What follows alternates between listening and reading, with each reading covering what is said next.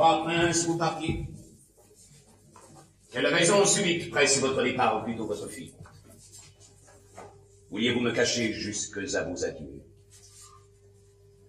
Est-ce comme ennemi que vous quittez ces lieux? Que diront avec moi la cour, Rome, l'Empire? Mais comme votre ami, que ne puis-je point dire? De quoi m'accusez-vous? Vous avais-je sans choix confondu jusqu'ici dans la foule des rois?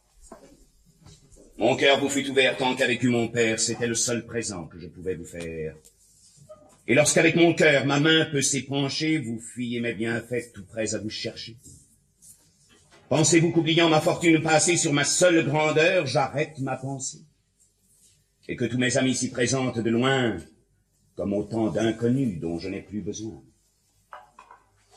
Vous-même à mes regards qui vouliez vous soustraire, prince, plus que jamais vous m'êtes nécessaire. Moi, Seigneur? Vous. Hélas, d'un prince malheureux, que pouvez-vous, Seigneur, attendre que des vœux? Je n'ai pas oublié, prince, que ma victoire devait à vos exploits la moitié de sa gloire. Que Rome vit passer au nombre des vaincus plus d'un captif, chargé les fers d'Antiochus.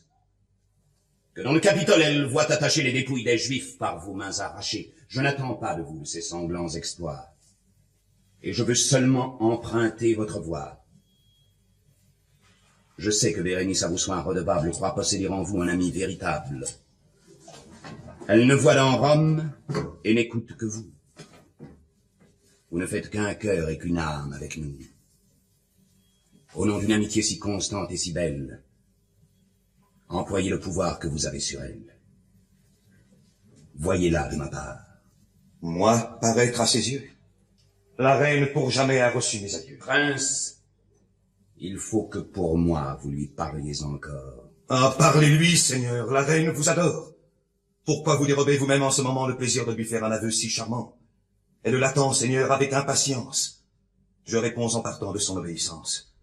Et même elle m'a dit que, prête à l'épouser, vous ne la verrez plus que pour l'y disposer. Ah, qu'un aveu si doux aurait lieu de me plaire. Que je serais heureux si j'avais à le faire. Mes transports aujourd'hui s'attendaient d'éclater. Cependant, aujourd'hui, prince, il faut la quitter. La quitter? Vous, Seigneur? Telle est ma destinée. Pour elle et pour Titus, il n'est plus d'Hyménée. D'un espoir si charmant, je me flattais en vain. Prince, il faut avec vous qu'elle parte demain. Qu'entends-je au ciel? Plaignez ma grandeur importune.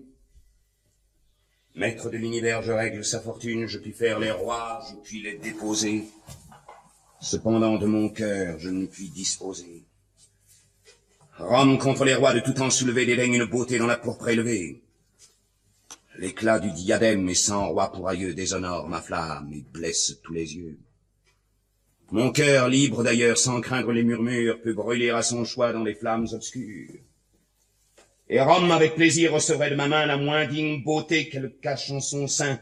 Jules céda lui-même au torrent qui m'entraîne. Si le peuple demain ne voit partir la reine demain, elle entendra ce peuple furieux me venir demander son départ à ses yeux. Sauvons de cet affront mon nom et sa mémoire. Et puisqu'il faut céder, cédons à notre gloire. Ma bouche et mes regards muets depuis 8 jours là ont pu préparer à ce triste discours. Et même en ce moment, inquiète, empressée, elle veut qu'à ses yeux j'explique ma pensée. D'un amant interdit soulager le tourment, épargnez à mon cœur cet éclaircissement. Allez, expliquez-lui mon trouble et mon silence, surtout qu'elle me laisse éviter sa présence.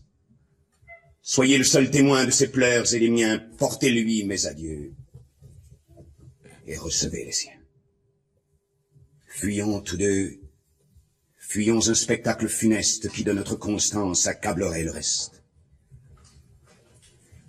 Si l'espoir de régner, de vivre en mon cœur peut de son infortune adoucir la rigueur, ah prince, Jurez-lui que toujours trop fidèle, gémissant dans ma cour, et plus exilé qu'elle, portant jusqu'au tombeau le nom de son amant, mon règne ne sera que long bannissement, si le ciel, non content de me l'avoir ravi, veut encore m'affliger par une longue vie. Vous, que l'amitié seule attache sur ses pas, prince, dans son malheur ne l'abandonnez pas, que l'Orient vous voit arriver à sa suite, que ce soit un triomphe et non pas une fuite, qu'une amitié si belle ait d'éternels liens, que mon nom soit toujours dans tous vos entretiens.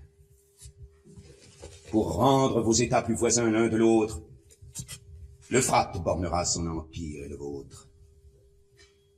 Je sais que le Sénat tout plein de votre nom d'une commune voix confirmera ce don. Je joins la Cilicie à votre Commagène.